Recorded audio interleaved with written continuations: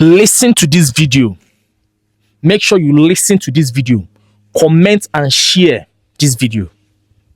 Yes, I speak to you today with a heavy heart and sense of responsibility, aware of the turmoil and violent protests unleashed in some of our states.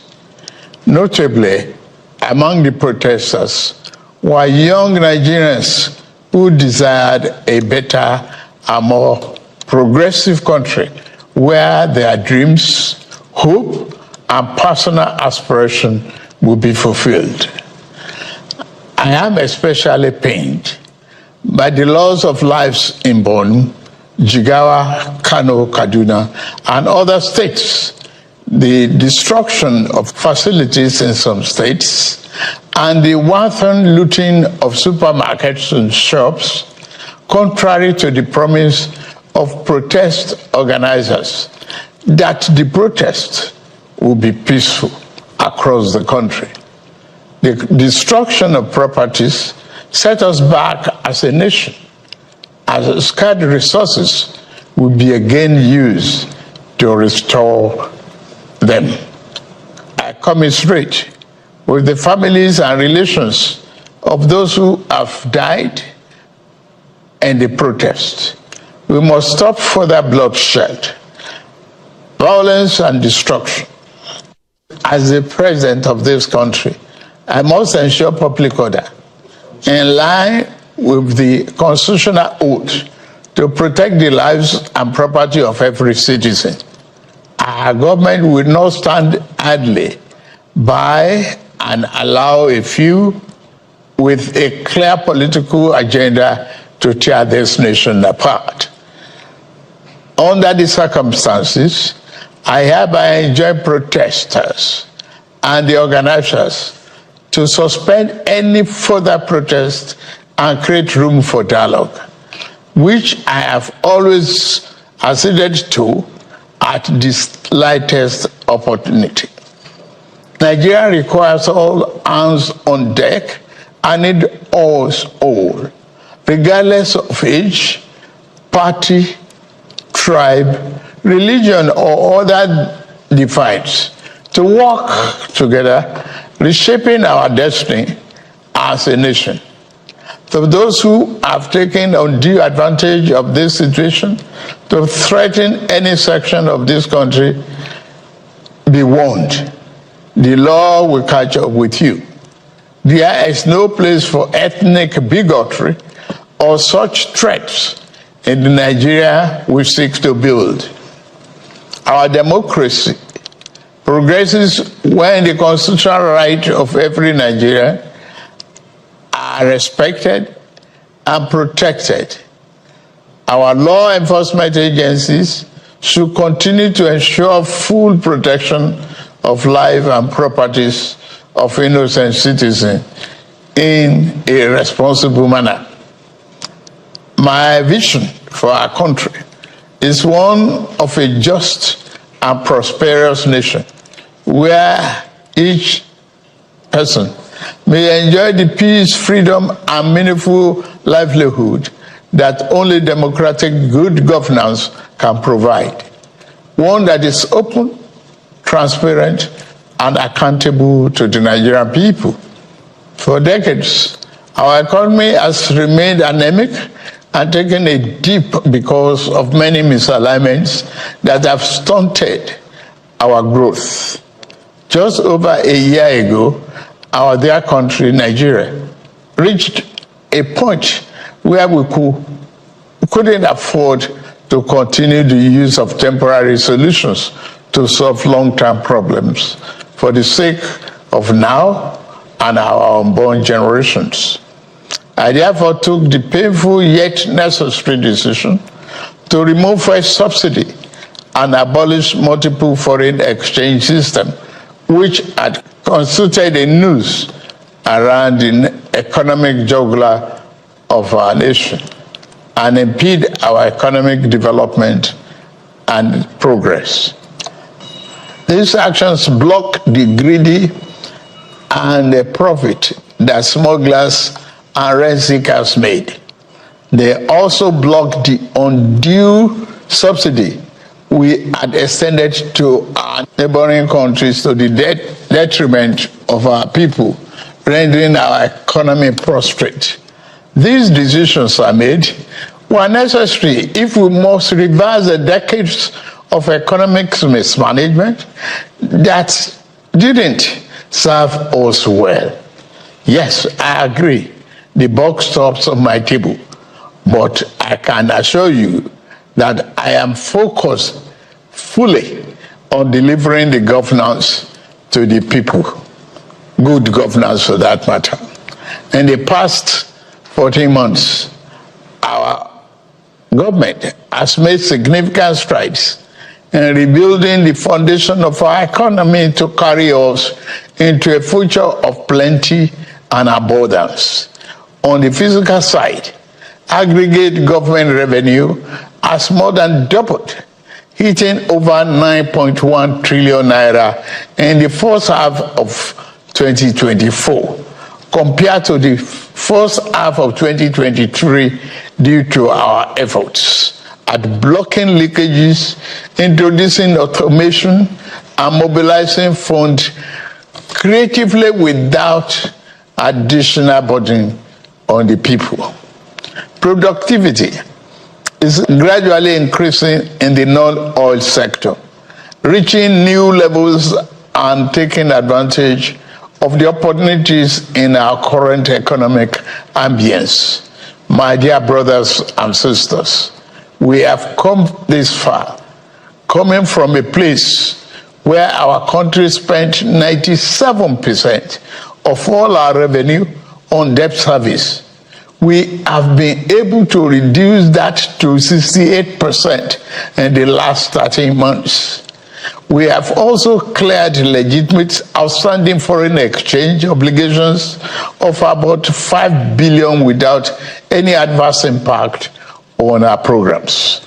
This has given us more financial freedom and room to spend more money on you, our citizens, to fund essential social services like education and healthcare.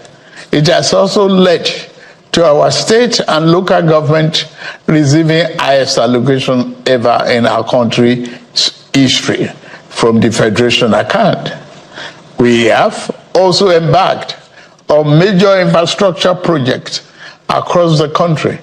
We are working to complete inherited projects critical to our economic prosperity, including roads, bridges, railways, power, and oil and gas development. Notably, the Lagos-Calabar Coastal Highway and Sokoto-Badagry Highway projects will open up 16 connecting states, creating thousands of jobs and boosting economic output through trade, tourism, and cultural integration. Our once declining oil and gas industry is experiencing a resurgence on the back of the reforms I announced in May 2024 to address the gaps in the Petroleum Industry Act. Last month, we increased our oil production to 1.61 million barrels per day, and our gas assets are receiving the attention they deserve. Investors are coming back, and we have already seen 2 foreign direct investments signed, over $500 million since then. Fellow Nigerians, we are a country blessed with both oil and gas resources, but we met a country that had been dependent solely on oil-based petrol, neglecting its gas resources to power the economy. We were also using our hard-earned foreign exchange to pay for and subsidize the use. To address this, we immediately launched our compressed natural gas initiative, CNG, to power our transportation economy and bring us down This will save over 2 trillion naira a month being used to import PMS and AGO and free up our resources for more investment in healthcare and education. To this end, we'll be distributing 1 million kits of extremely low or no cost to commercial vehicles that transport people and goods and who currently consume 80% of imported PMS and AGO. We have started the distribution of conversion kits and setting up of conversion centers across the country in conjunction with the private sector. We believe that this CNG initiative will reduce transportation costs by approximately 60% and help to curb inflation. Our administration has shown its commitment to the youth by setting up the student loan scheme. To date, 45.6 billion has already been processed for payment to students and their respective institutions. I encourage more of our vibrant youth population to take advantage of this opportunity. We established the Consumer Credit Corporation with over 200 billion to help Nigerians to acquire essential products without the need for immediate cash payment, making life easier for millions of households. This will consequently reduce corruption and eliminate cash and opaque transactions. This week, I ordered the release of an additional 50 billion naira, each for NEL Fund, the student loan, and Credit Corporation for the proceeds of crime recovered by the EFCC. Additionally, we have secured $620 million under the Digital and Creative Enterprises, IDICE, a program to empower our young people, creating millions of IT and technical jobs that will make them globally competitive. This program, including the 3 million technical talent scheme, unfortunately, one of digital centers was vandalized during the protests in Kano. What a shame. In addition, we have introduced the Skill Up Artisans Program, SUPER, the Nigerian Youth Academy, NIA, and the National Youth Talent Export Program, NATEP. Also, more than 517 billion has been released to the 36 states to expand livelihood support to their citizens, while 600,000 nano businesses have benefited from our nano grants. An additional 400,000 more nano businesses are expected to benefit. Furthermore, 75,000 beneficiaries have processed to receive our 1 million micro and small business single-digit interest loans starting this month.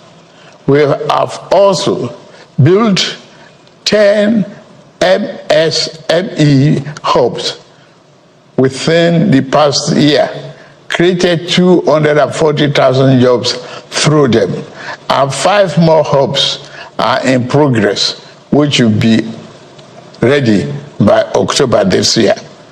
Payments of 1 billion each also have been made to large manufacturers under our single-digit loan to boost manufacturing output and stimulate growth. I signed the national minimum wage into law last week, and the lowest earning worker will now earn at least 70,000 naira a month. 6 months ago in Kasana, Abuja, I inaugurated the first phase of our ambitious housing initiative, the Renew Hope City and Estate. This project is the first of 6 we have planned across the nation's geopolitical zones.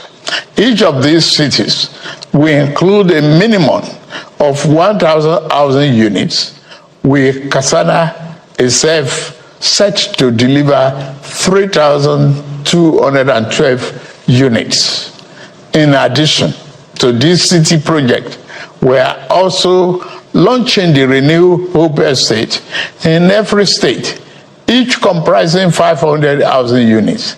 Our goal is to complete a total of 100,000 housing units over the next 3 years.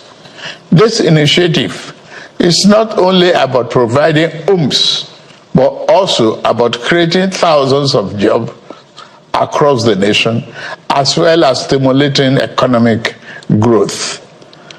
We are providing incentives to farmers to increase food production at affordable prices. I have directed that tariffs and other import duties should be removed on rice, wheat, maize, sorghum, and drugs, and other pharmaceutical medical supplies for the next 6 months, in the first instance, to help drive down the prices. I have been meeting with our governors and key ministers to accelerate food production. We've distributed fertilizers. Our target is to cultivate more than 10 million hectares of land to grow what we eat. The federal government will provide all necessary incentives for this initiative, whilst the state provide the land, which will put millions of our people to work and further increase food production. In the past few months, we have also ordered mechanized farming equipment, such as tractors and planters, worth billions of naira from the United States, Belarus, and Brazil. I can confirm to you that the equipment is on the way.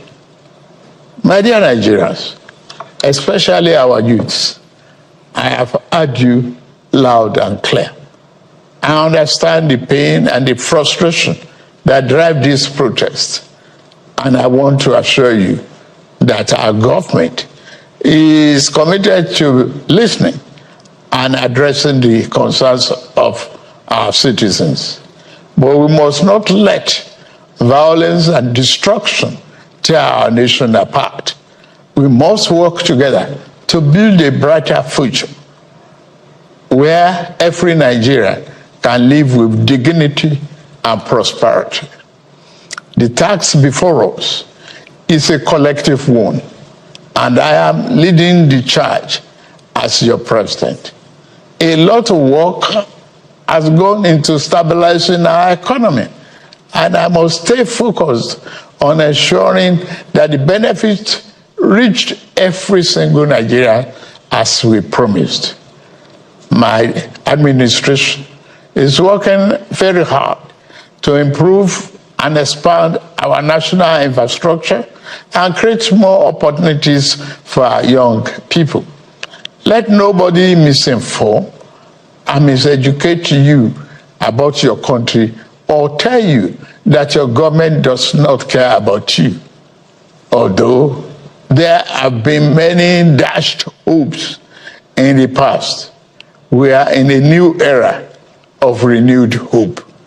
We are working hard, and the result will soon be visible and concrete for everyone to see, feel, and enjoy.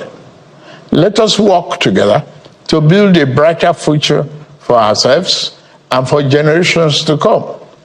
Let's choose hope over fear, unity over division, and progress over stagnation. The economy is recovering. Please, don't shut out this oxygen. Now that we have been enjoying democratic governance for 25 years. Do not let the extremists of enemies of democracy use you to promote an unconstitutional agenda that will set us back on our democratic journey. Forward ever, backward never. In conclusion, security operatives should continue to maintain peace, law, and order in our country, following the necessary Convention on Human Rights, to which Nigeria is a signatory. The safety and security of all Nigerians are paramount. Thank God and thank you for your attention. And may God continue to bless our great nation. Thank you very much.